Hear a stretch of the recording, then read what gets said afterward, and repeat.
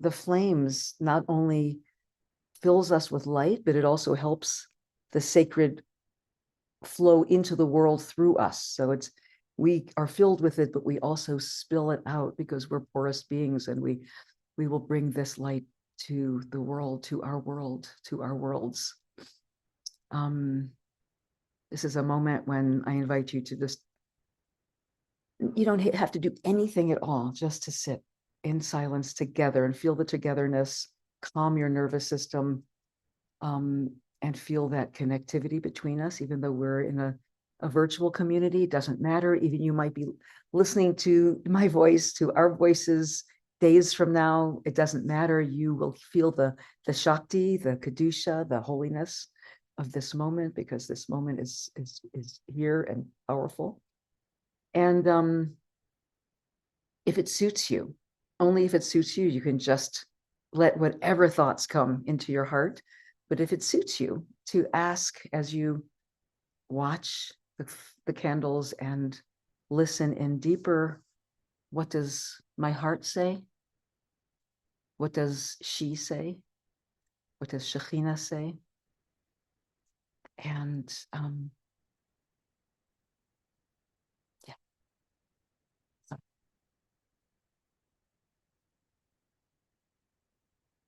So I think that our helpers are going to put in the blessings in the chat. If you would like to light your own candle or just sing along, everyone is on mute, except for me. And I will start with the Kabbalistic adage before we do anything with intention. The Shem Yichud Kutsha Brithu Shchinte Bitchilu Orchimu Liyachid Shem Yudhe Bevave Bichud Ashleim B'Shem Kol Beit Yisrael B'Shem Kol Yoshvei Tevil.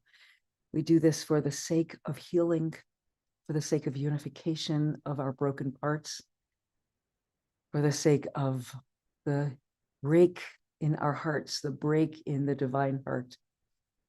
And we do this candle lighting with humility and with love. And a little song that's pinging me right now. For the sake of the unification of our broken parts, for the sake of the unification of your broken parts, this is our prayer as we kindle these lights. May we shine with the light of peace. This is our prayer as we kindle these lights. May we shine with the light of peace. And let us say, Amen.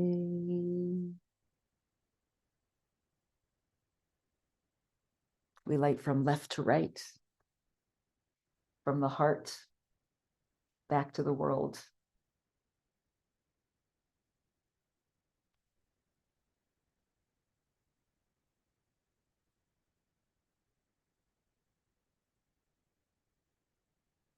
And normally we say the brachas first, but I goofed. I'm a goofing rabbi. Baruch atah Adonai Eloheinu melech haolam asher kiddushanu b'mitzvotav v'tzivanu lehadlik ner shel Chanukah. Holy Shekhinah, Holy One of blessing, your presence fills creation. You make us holy through your folkways and command us to kindle these Chanukah lights. Baruch atah Adonai Eloheinu melech haolam she'asa nisim lavotenu bayamim hahem b'hazman hazeh. Holy One of blessing, your presence fills creation. You performed miracles for our ancestors long ago at this time of year, and we feel that vibration, that anniversary, And may it give us power. May our ancestors give us power. And if this is your first time lighting this year, lighting candles or ever, we say a special bracha. So we're going to say it now because this is such a special and new moment. Baruch atah Adonai Eloheinu melech haolam shehechianu v'kiyamanu v'higianu l'zman hazeh. Holy One of blessing, your presence fills creation. You give us life. You've sustained us. You've enabled us to reach this moment in time. And let us say, Amen.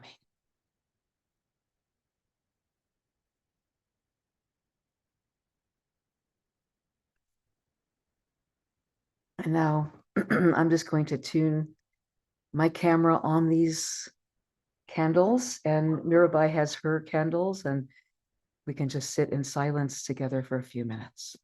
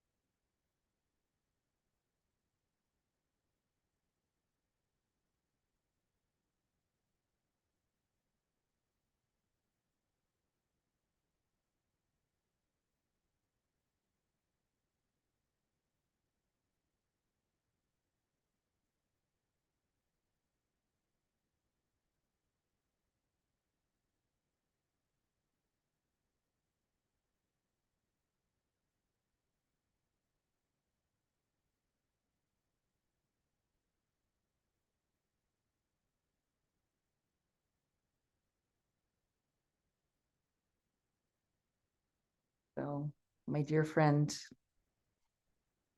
and sister and teacher, Mirabai, how is your heart this evening? Thank you, Tirzah. It really has been an incredibly important touchstone for me to be able to call you up and text you and just check in with you throughout this time. And I mean, just before I say what's up from in my heart right now, and it really leads to this. When I first reached out to you, just very soon after October 7th, probably within a couple of days, um, your vulnerability, your I don't know, WTF, was the best medicine for me. Mm. Because you're a rabbi. I was like, okay, Tirzah's gonna know what I should do, think, feel right now. And you're just being with me in the holy mess of it all, in the anguish, in the mystery, in um the courage, helping each other cultivate the courage to bear witness and not turn away, has just been an incredible gift. And that's where this event came from, right? Because we've been checking in all along. And finally, I think it was a couple of weeks ago, I don't even remember because I feel like we're interchangeable at this point. One of us said, maybe we need to be having this conversation publicly. And that's scary for us as leaders in the spiritual arena, because people want answers from us, and I would love to be able to give them, but that's not what this space is about. And that's not what our leadership is about. It's about modeling that willingness to not know and to be transformed by what arises, to allow ourselves to be permeable to the Shekhinah's wisdom and not think that we have it all figured out. So, for those of you who are looking for us to have it all figured out, you can leave now. But otherwise, we invite you to sit with us in the unknowing. And so I kind of hoped that by this evening, I would have it all figured out. I held out hope for that possibility, but alas, no, I still don't know. And um, that that's hard. So it's been hard for me. What I bring to this moment, what breaks my heart, is that I can't make it better for the people who want some kind of remedy and look to those of us who look like we might be brewing something up in our little witchy kitchens. And so that I want to be able to, and I can't, so that's hard. There's what I also bring, what I'm feeling right now is that my whole identity as a Jewish woman is shifting in this ongoing, unfolding horror that's happening in the Holy Land. Just the ways I was raised in a very non-religious Jewish household. I really don't know very much about the rituals of Judaism. I know a lot about the mystical teachings because I've studied them, but rituals, not so much. Reb Zalman was my teacher, but at Lama Foundation, which is like this interspiritual hippie commune. So that's my version of Judaism. And so I don't really know so much from Judaism as a specific set of theological constructs, but the heart of Judaism is my heart. And that's okay. That's the last thing I think I'll say for this moment. And then I would like to hear what's on your heart, Tirzah. But that what I do know about Jewish values and what I've written about in all my books when I speak about Judaism, mystical Judaism in particular, is the opposite of what I see happening in the Holy Land right now. And it's so I bring my shame and my fear being Jewish in this world right now with the behavior of the Israeli government representing me, it doesn't represent me. So shame, fear of even identifying myself as Jewish. I mean, I'm someone, as many of you know, but not all of you know, that not only welcomes and celebrates, but actually lives into multiple spiritual traditions. Judaism being my root tradition, the one I was born into, but I have a guru from India since I was a young teenager. I have a very dedicated Buddhist meditation practice. I've been initiated into Sufism. So, and I'm a translator of the Christian mystics. So all of the wisdom streams commingle in my heart. But I was born Jewish and my parents are Jewish. And right now I'm appalled that the deepest values with which I was raised by my non-religious but culturally Jewish parents are being decimated. And so not in my name. So how can I help? That's what I bring to the table tonight. How can I help? Yeah. Thank you. I love. You're using, you know, I also feel a profound disconnect religiously, not spiritually, but religiously. Spiritually, my heart is just like bursting open and crying. I feel that I am crying with her. I feel like I'm crying with the mother. I feel like she is saying, feel it all. Keep looking. Don't turn away. Be with me. Stay with me. I am holding it all. Be my eyes. Be my conscience. Be my heart on earth right now. I also feel this profound, in terms of Judaism, in terms of my religious standing, my role, my voice. I have felt, it's been incredibly complex, shall we say, just very, very complex, because everything is such a trauma vortex. It's such a trauma field. I feel that all of us collectively are so traumatized, and so that's an easy word to banter about, but it is an extremely charged field right now. And so anything that I would say as a rabbi is taken out of context or misused or criticized or pushed around. Or so I have been like this, except in calling a friend like you Mirabai. So religiously, I have felt a deep, deep break. And you use the word shame. That's a hard word to use as a rabbi, but I have felt shame at the kinds of flagrant acts that have been done, the launching into aggression that seems to be a military strategy without other thinking. And I also want to say that what happened on October 7th, I also totally understand that we are in this place. And that's my work, to toggle. We say in the psychological field, you probably, to toggle back and forth. That's a computer phrase, a term, but it's to pendulate back and forth. I speak to people every week from Israel, my teachers in Israel, who report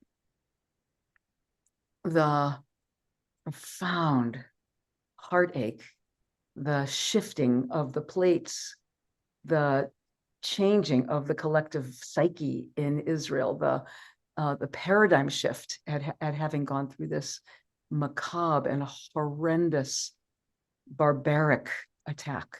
They're still processing that. I understand that. And I'm a scholar and a student and a forever learner of trauma psychology. And I understand that such a thing could happen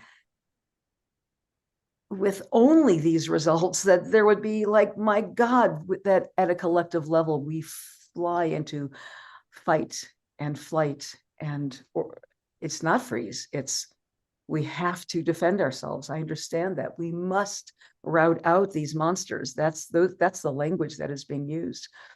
But my God, then I pendulate to the other side. And at what cost? At what cost? I don't know. I mean, I'm in constant shock through the night. And as soon as I wake up, I wonder what's happening. How are the hostages? Where are they being hidden? How is that 10-month-old baby? Is she still alive? What's happening to the mothers and the children? And I'll tell you one place and then I'll stop.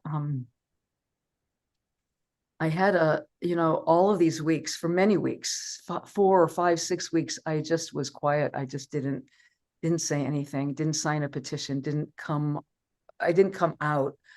And then I was reading a story. It was in the New York Times.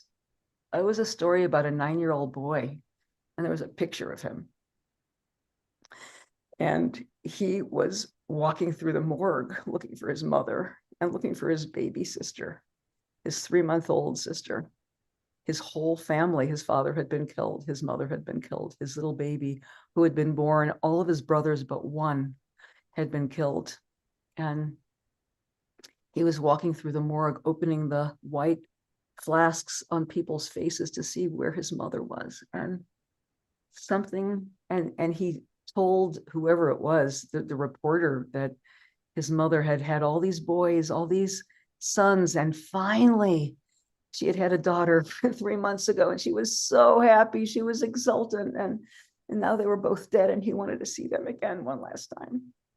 And something snapped in me. It was like, my God, I just like shrieked. There was some like huge shriek in me. Like, no, we are, yes, and we must defend ourselves. And my God, do we have any idea what we're doing? Do we have any idea the pain that we're causing? There's no way that we could have conscience of that, cognizance of that. And the generation, I could go on and on, the generational trauma that we're putting in motion right now. How is that what does that have anything to do with what our ancestors lived and died for? How does it have anything to do with what the Torah taught us about preserving every life as a world unto itself? And something big turned in me. And that's when it's like, okay, the gloves are off. I'll pass it to you right now.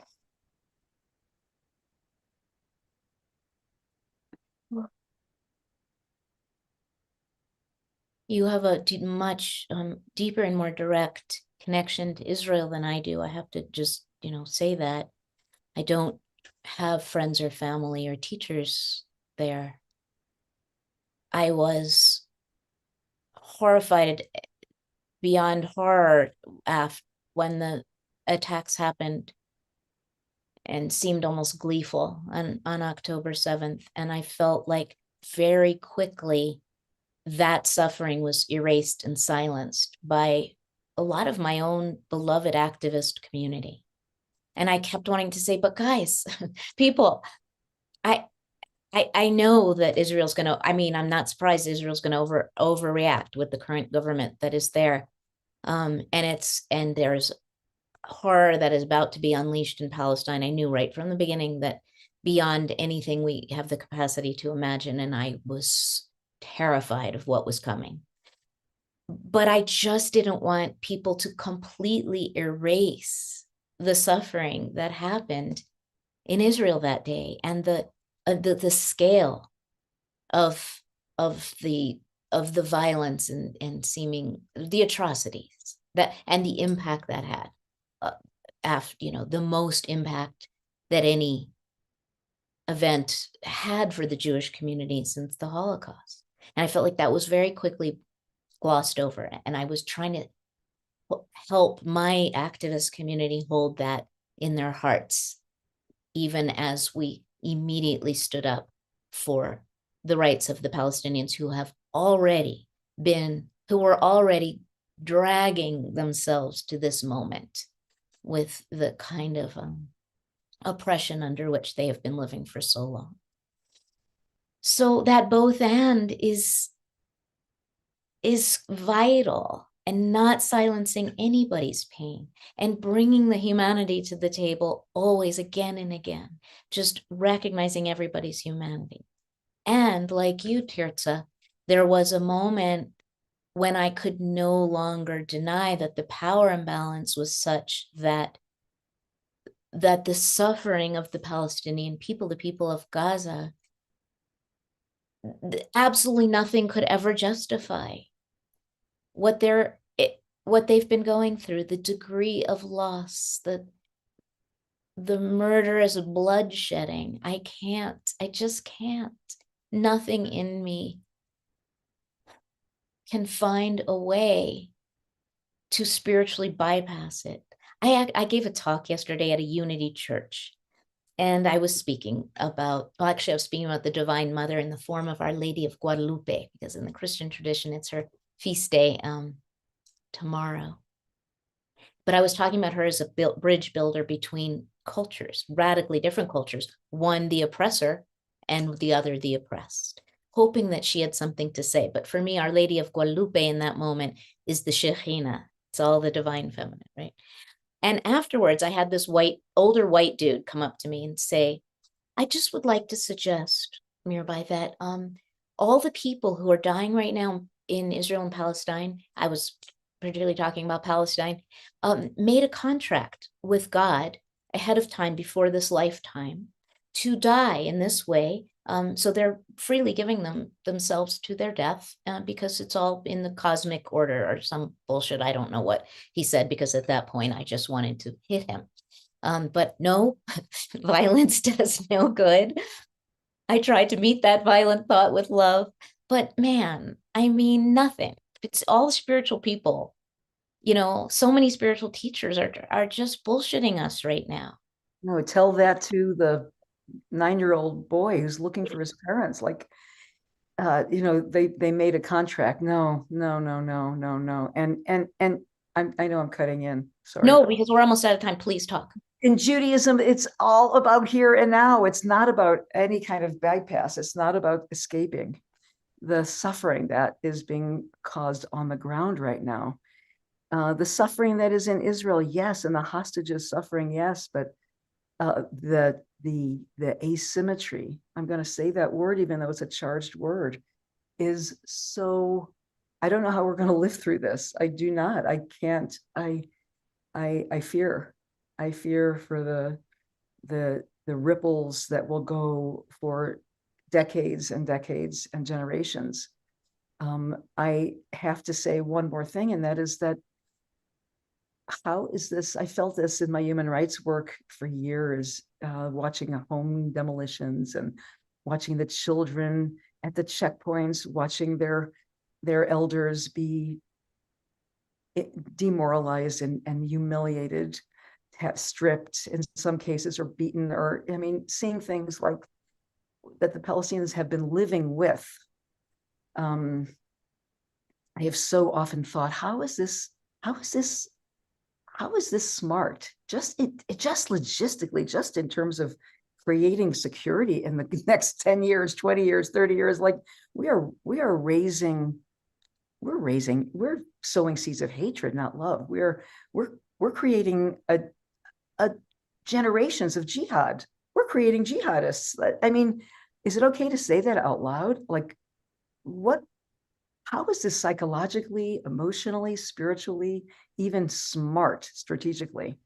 But I at the same time, I pendulate back to, I understand that in Israel, this is the goal. They cannot live next to Hamas, and they want to rout them out. And I also feel the profound pain behind that, and the motherless children and the childless mothers. That is, I think, for me, where I park in the middle of the night. It has to do. That's where Shekhinah is. I imagine her heartbreaking, and her cry is the children. is the children, the maimed children, the orphaned children, the legless children, the children who don't understand why the world hates them. Why are they so despicable? They didn't do anything wrong. They're just innocent bystanders. They're just, in 2006, their grandparents voted for Hamas. Well, we voted for Trump. So you could make that monolithic statement that all, Palestinians, they had it coming. They voted for these people. But anyway, coming back into the silence of this moment, I'd like to ask you, what is your practice now for the remainder of Chanukah? What's your challenge? To balance action and contemplation, as my friend Richard Rohr calls it, to have a daily discipline of silence and stillness, candle gazing and inward turning, so that I can try to bring a modicum of centeredness and balance into the world. I live on the edge of national forest, so I get out every day into the wilderness with my dogs. That's vital. Getting enough sleep and eating healthy food and not overusing substances so that I can be as clear and strong and vital as possible, because the work has only just begun. Oof.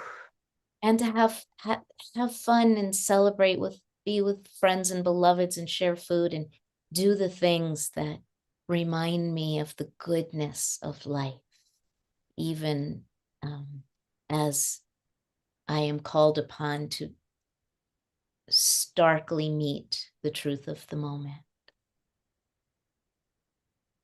How about you, my love, Tirzah?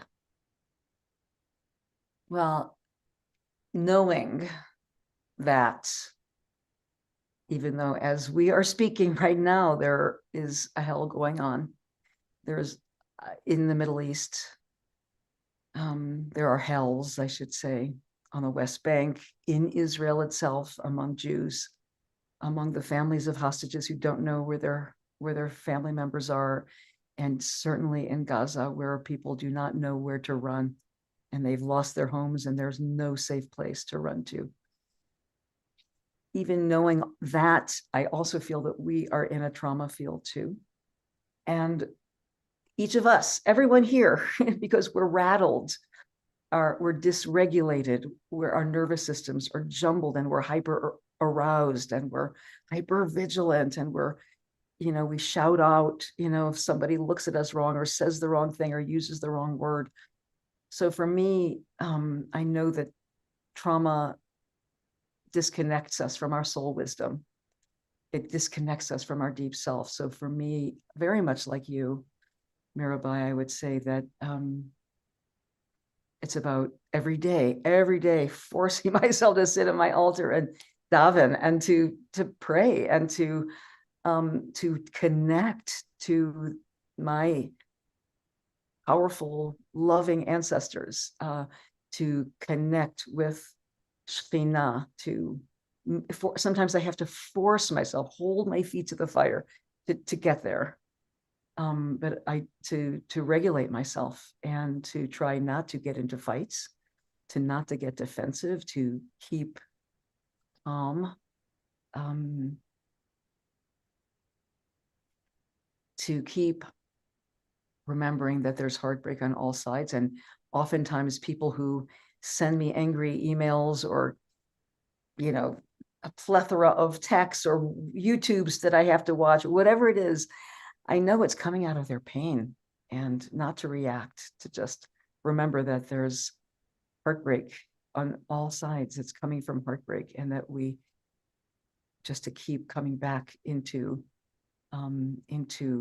self-regulation, co-regulation, seeing good friends, petting my dog, putting my belly on the earth, however cold it is. And listening to all of you, because I think that there's co-regulation even online, maybe more so these days, there is a sense of, I would love to just do this one thing I love to do, is to look at everybody's face, just go on to be on gallery view and just feel each other and look into each other's eyes. And if it's possible to come on camera, if you don't mind, just to look at each other and feel the connectivity that we have, that we all care enough to take our time to do this. And now I'm going to introduce my beloved teammate, Ray Abalea, who is really a spiritual teacher for me. And she's really responsible for this idea of just getting off the pot and doing this with Mirabai. So Ray, I turn it over to you, because you and Willow will post some comments and questions from our beloved participants. Thank you, Reb Tirzah. Thank you, Mirabai. I want to say Kol HaKavod, blessings and honor to you both for sharing your heart so vulnerably, for the spaciousness it takes to not show up with all the answers, and the humility, culturally, especially in this moment, as we're here in the United States in Turtle Island. And we, in our intention building for this event, wanted to make sure, in addition to the rich conversation between both of you, that we had time and spaciousness to hear from the community that's here live. So just encourage you all, if you have a question, please place it into the Q&A box, that button with the sound, the thought bubbles right at the bottom of your screen in the middle. Now is the time for that. And as a first question, Tirzah, you were just talking about the trauma response and what you call in your book, Wounds into Wisdom, the limbic lava. And I wonder if you can just explain to us just a little bit about how trauma works in our brains. And, a lot of us feel nervous about even going on social media right now, and the reactivity. And can you help us understand what that is and how we can navigate it? Specifically, this question says, when we see friends, family members, colleagues slipping into a trauma response, sharing violent or hateful thoughts, what can we do? Wow. I am certainly not a scientist. I understand these things very, very simply, but so many of you may know more than I do. But for my understanding, when we are in a trauma field, when we have been activated because we feel threatened, and many of us do right now, that there's a threat, God forbid that there's a, God forbid, Goddess forbid that there is a threat of annihilation, or a threat of my belief system, or a threat of my standing in the world, or a threat of my opinion system, my constructs, my habit formations, whatever it is that is being threatened for some of us. It's really, we believe that it is, the way trauma works is that it triggers us back into our collective trauma, our intergenerational trauma patterns. And so we might feel this is so resonant of 1938. It is so resonant of 1943. It is so, and we start to go into a recapitulation of those feelings as if we're being pursued. Many people believe that there is actually an existential threat to the Jewish people right now, but certainly, my God, to the Muslims in this country, in the West, in the Middle East, there is also certainly that is a reality as well. When we feel that we're being threatened, our survival is being threatened at any level, we go into a certain part of our brain, which we call the limbic brain, or the emotional brain, where survival, the amygdala is triggered, and that's our fear response, which pumps into our body stress hormones that will help us fight that threat, will outrun that tiger, or fight the debate, or slug the person, or send in missiles, or do whatever fight, flight, or freeze we need to do to save our skin. And the problem with that is that as soon as we go into that dysregulation, we call it, or into that part of the brain, our thinking, our prefrontal cortex, our more our executive function, our insight, our rationality, our ability to think in a straight line or to create a strategy goes offline. All of that function, that goes offline. You can't have, they're mutually exclusive. So it's until we can rest and digest what is happening, which is why this is so beautiful, because we're here to rest and digest what is happening in our midst tonight and now, this time of our lives, so that we can think more clearly, that we can think with an insight brain, with witness, with compassion, with empathy. All that comes from this front, a newer part of our brain, the cortical brain.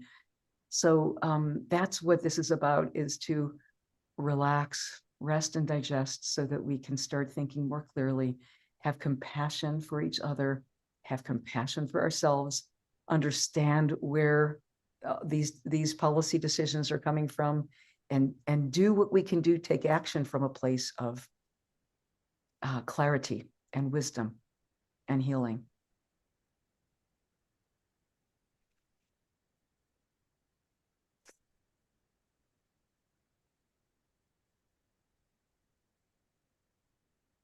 So important to hear those words at this time, especially, and really grateful for both of you taking this opportunity to speak. And I'm going to bring the next question forward. Mirabai, you spoke in the beginning about Jewish values and the way that the Israeli government is out of integrity with those values, and would love to hear you share more. Somebody was asking, what are those values and how might we honor them? And in addition to that, you know, both of you are so devoted to lifting up the voice of the feminine. And if there's anything you want to weave in there about what the Great Mother has to say in a horrific moment like this. Yeah, I would love for you also to speak about the Jewish values, Rabbi Tirzah, because that's your arena. But from my perspective, those values have to do with that, you know, that balance of chesed and gevura, of loving kindness and kind of, I don't want to use the word righteous because it's so loaded, but clarity, discernment. And you'd like the two wings of the bird, and the analogy used in Buddhism of wisdom and compassion. You know, all of the religions, I think, have that in common, that we bring compassion and wisdom to the situation. In the Torah, it over and over again, where we're invited to welcome the stranger, to not otherize, is the way I would translate that into a kind of a contemporary idiom, but to remember that we were strangers in Egypt. This, all the ways that the Jewish people identify as a people who are continuously persecuted, and we don't know why. Like, why do they want to kill us? So how could we possibly perpetrate violence and massacre after what we've been through on another group of vulnerable people? I mean, I know all the reasons that are given, but there's no mystical reason, there's no heart reason, and it's not Jewish. I think the last thing I'll say before handing it over to Tirzah to address this question is the teaching of tikkun olam. And I know some people, some more Orthodox Jews, say that the kind of progressive Jews have co-opted this term to mean the repair of the world. For those of you who are not familiar with the Hebrew, tikkun olam, olam being world, tikkun being mending or repairing or fixing. That term has been used in many circles that I belong to symbolize our highest task as human beings, to repair what is broken in this world, not to break it more, but to repair the broken world with every act of chesed, loving kindness, and tzedakah, generosity, all the ways that we can live lovingly repairs what's broken. And that is not what is happening right now. I mean, it's what many individual Jews are continuing to do, but it's what many of us are horrified by, witnessing the opposite. Tirzah? Yeah, amen. Beautiful. Beautifully spoken, Mirabai. What's popping up for me are three little words from Torah that are certainly not as well known as those that you shared, Mirabai. And the words are lo tuchal lehitalem. And it has to do with, it comes from a very, if you see an animal struggling under his burden in the field, and it's not your animal, and you just want to look away, lo tuchal lehitalem, you're not, it could either mean you're not supposed to, but it really means you can't look away. You can't look away because you have a conscience. Lo tuchal lehitalem means you can't feign obliviousness. You can't say, oh, but I didn't really see that, or it's not my responsibility, or I'm getting dysregulated, and so I'm going to just like turn the channel on the news. You're not, in Judaism, if somebody is hurting and they're at your door, you are not, it's either you are not allowed to look away, but it's like you can't look away because you are who you are, and I put conscience into you. I planted you with a heart, and that heart must feel. Otherwise, you are a tin man, or a scarecrow, or whatever it is. So that's one, lo tuchal lehitalem, for me, because it is so messy as a rabbi to speak out, to be misunderstood, to have your relatives scream at you, to I could go on and on. No, I can't. I can't look away. I can't feign ignorance. That's what's hitting me right now. But I love what you just said about the other, because for over 2,000 years, we've been othered, and now there's an other in our midst. We've got to use the brains we have been given, and the intellect and the hearts that we've been given to figure this thing out, and to not say to not live out this curse. It's like living out as if we are doomed to continue these vicious cycles of violence year after year, generation after generation. It can't go on. It's unsustainable. We've got to grow up. We've got to do better. So the other one is bal tashchit. We're not allowed to destroy. You're not allowed to cut down a fruit-bearing tree. You're not allowed to kill an animal unless it's being, you're not allowed to hurt life. You're not allowed to destroy life. And so that's the other one that I would say right now. I know there's so many questions coming in, so we'll stop there. Anything else you want to say, Mirabai?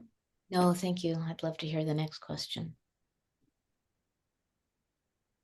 There's a number of questions we're going to aggregate here, just underlaying the understanding that it's easy to talk about October 7th and what has happened since then in a kind of a time bubble. And we know that power imbalance you were speaking to, Mirabai, has, of course, been going on for far longer between Israel and Palestine. And Reb Tirzah, you've been active with an organization called Trua, the Rabbinic Call for Human Rights, for a number of years. That's been working on addressing this imbalance. And I know that you recently signed on to the Rabbis for Ceasefire call, which has these somewhat poetic, I would say even, and very beautiful lines. It says, all human beings are made in B'Tselem Elohim, in the image of the divine. All human life is sacred and precious, never again for anyone not in our names. Can you talk a little bit about the courage it took to arrive at signing onto this statement? And also, we have several questions that are asking for clarification around the crucial distinction between the government of Israel and the Jewish people. Mirabai, you start, and then I'll share about the organizations. No, actually, I think this whole question is yours, Tirzah. Oh, okay.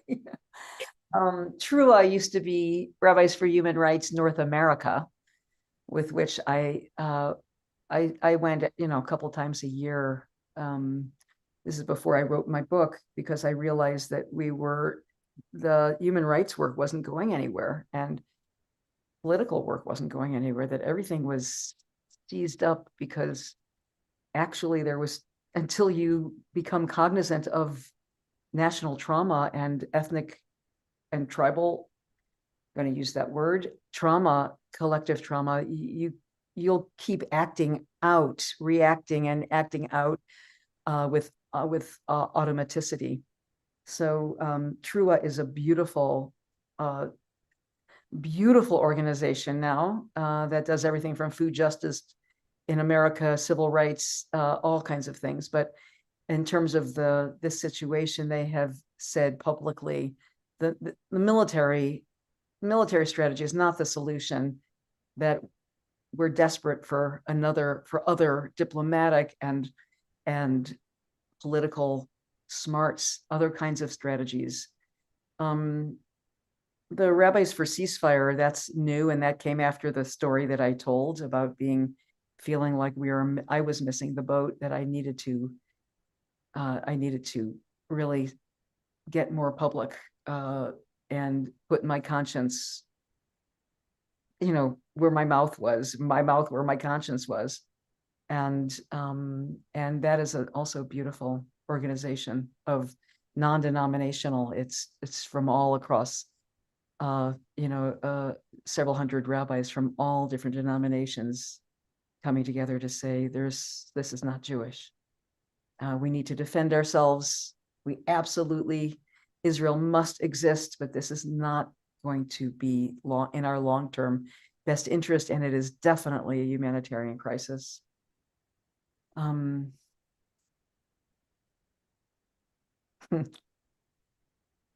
don't remember anything else you asked, Ray. So, but I'm handing it over to Mirabai. But it was about how the importance of distinguishing between the policies of the Israeli government and Jewish people.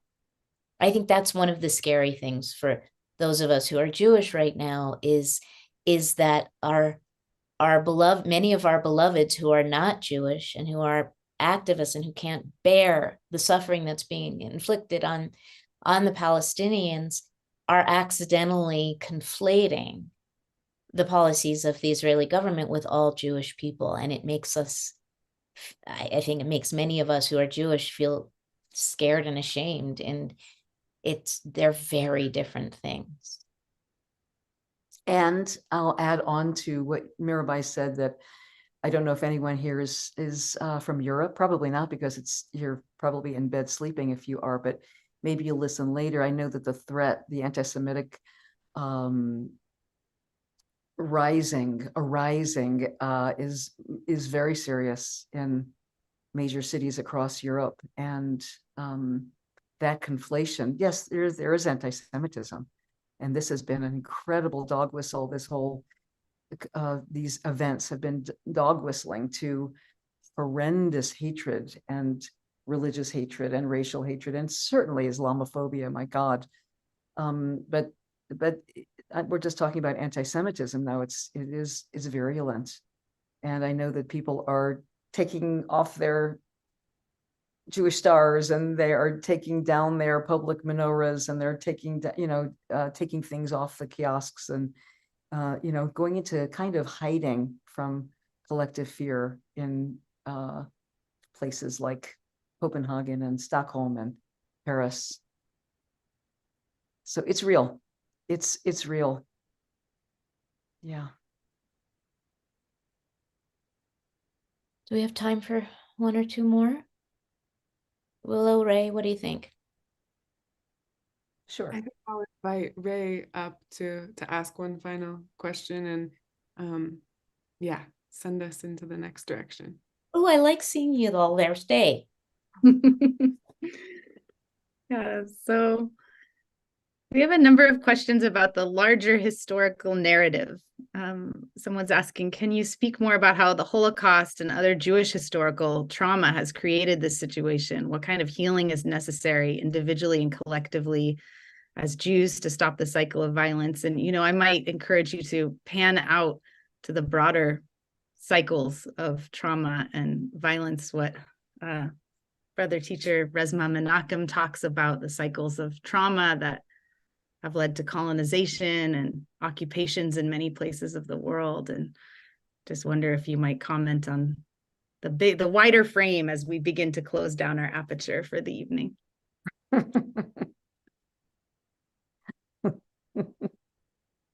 I just, what spoke to me most when I read it many years ago, and he's said it many times since, was when Rabbi Michael Lerner said that after the Holocaust, the Jews jumped out of the burning buildings of Europe and landed on the backs of the Palestinians, crushing them.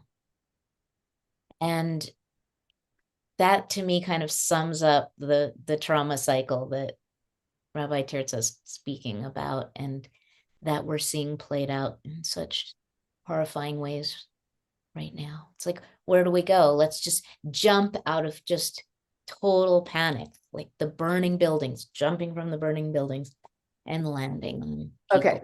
I need to say something before we close. Okay, And good. Okay. Uh-oh. Did I just mess it up here at the very end? No, not at all. I'm just, Jews and Arabs in Palestine lived peacefully for generations ago. The grandparents of these Palestinians before 1948, people lived together because there wasn't this nationhood, this concept of nation, and you are now have your homeland, and this is your homeland.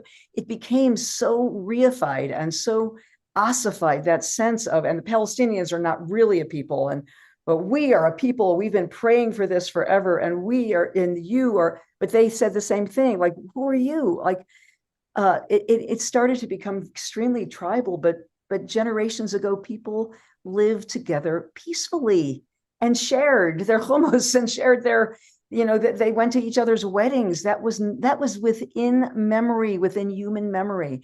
What we're doing now with all this hyper nationalism is like to me, a sickness. I don't know how to rewind it. I don't know how to go back, but I want to say that anytime, and I write about this in Wounds into Wisdom too, anytime we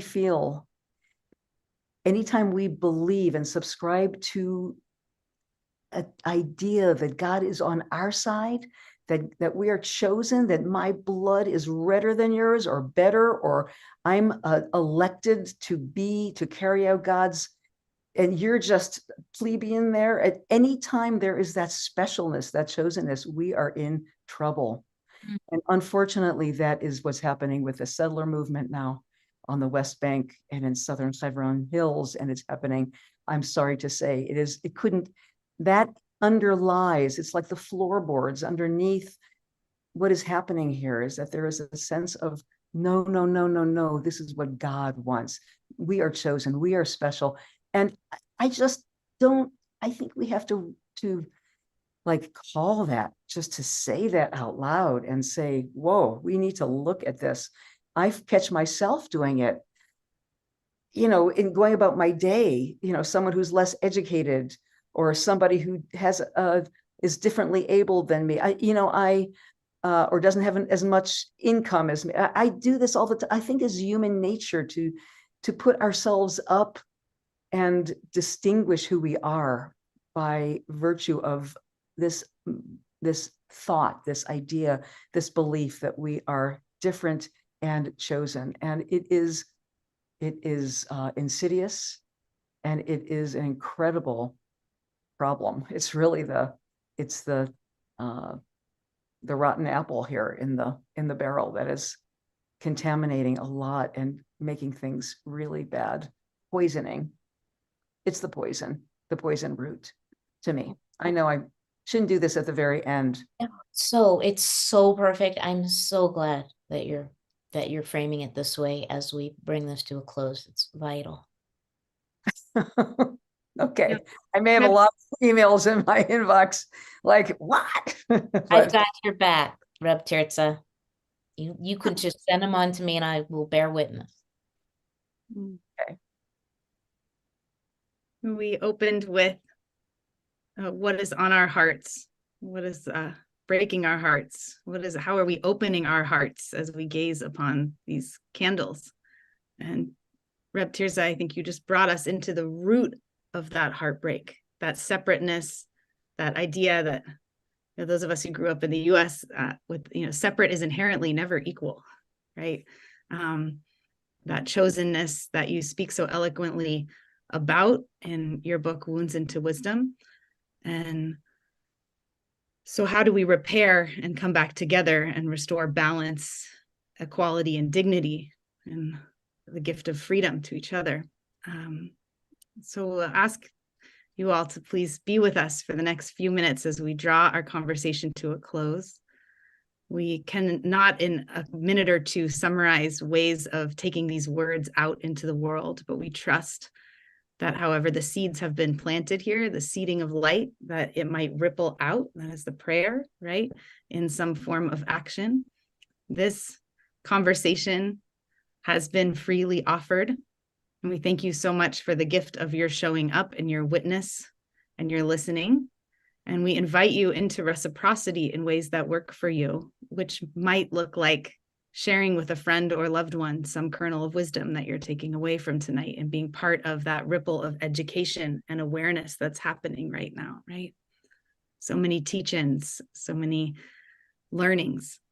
And that also might look like giving a donation or a dana or tzedakah to an organization that's working to support the preservation of life. And in your follow-up from this event, you'll receive a list of some links of donations, that places to donate, places where your small amounts of money can go really far, like Palestine Children's Aid or Middle East Children's Alliance, or the many organizations that are working to provide crucially needed humanitarian aid in Gaza, and also to provide trauma healing and therapy support for people living in Israel, like Mirabai. Forgive my mispronunciation there. And so you'll get that list of all of those links. And then we had a number of people write in the chat asking questions about how to take action and saying, isn't there a component that those of us in the international community can do? So we'll also offer you some tools for contacting your elected officials and for putting that prayer into a phone call, into an email, for a ceasefire, for the ending of violence toward a lasting and durable peace. And there may be many ways of getting involved in community, whether you're elder or young or somewhere in between, finding a way to make your voice heard for that just peace and following the leadership of those who are most impacted. So look for those links in the follow-up email with the recording of tonight's event. Keep learning, keep acting, keep praying through our actions. Trey. Yes, you will get all of those links in your email, and encourage you to share them far and wide as well. And I'll now ask Mirabai and Tirzah to share a closing prayer. And as we do that, then we will play a song to send us off. So Mirabai, will you please end us? I do want to say also before we close that we will have links to stay in touch with Mirabai and Tirzah. There are many things that are upcoming that are related to what we have shared with you this evening. And actually, Mirabai and I begin grieving through the holiday season tomorrow. And if you want to bring your broken open heart to an altar with us, you're very, very welcome. It's 4 days, it's free, and we'll be tending to the broken open heart. So thank you. Thank you all. And Mirabai and Tirzah, please pray us out, and then we'll share a song with you as we depart. By the way, it's the grieving through the holidays is 4 days, but it's only an hour a day. So you don't have to set aside your entire calendar for 4 days. So, Holy One, Shekhinah, please tune our hearts and our ears to your voice, which seems to be quiet in the face of the explosions around us. But when we lean in and listen, your voice is loud and clear. Help us turn toward it and hear what we need to hear and become instruments to vibrate and broadcast your peace in real and tangible ways in this world. Oh, Shekhinah, thank you.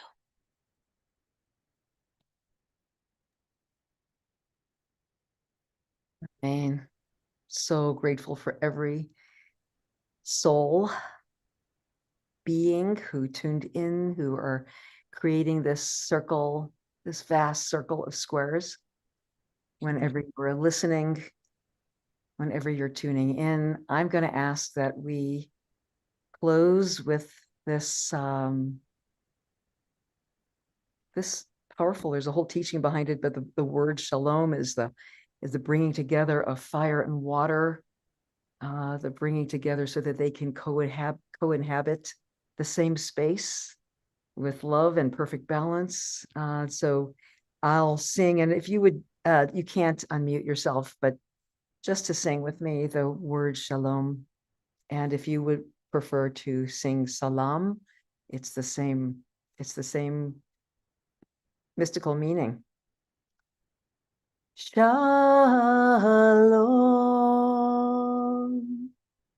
shalom,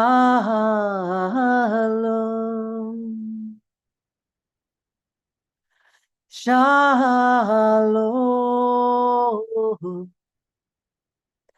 shalom. That's it. Let's try it together. Shalom,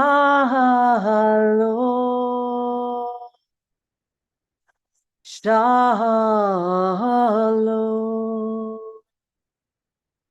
Send your heart far and wide. Shalom,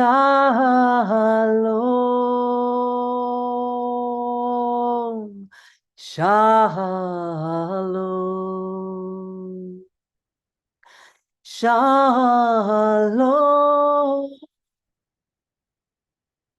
shalom,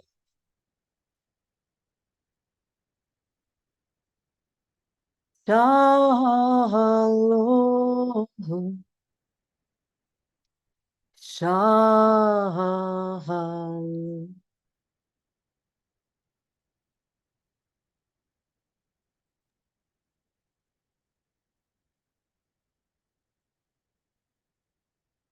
Amen.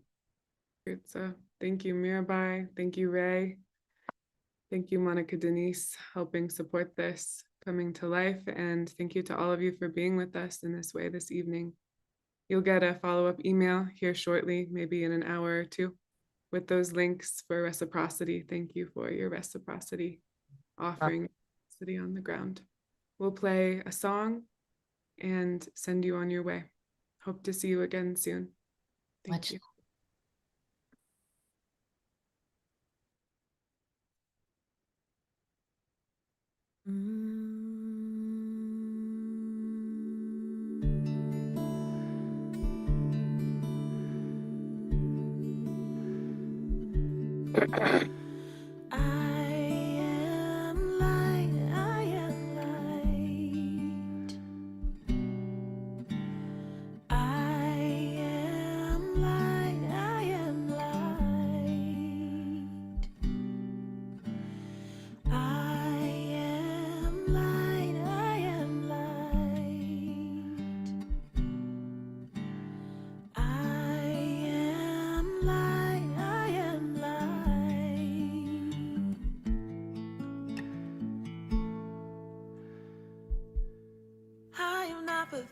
My family did. I am not the voices in my head. I am not the pieces of the brokenness inside. I am light. I am light.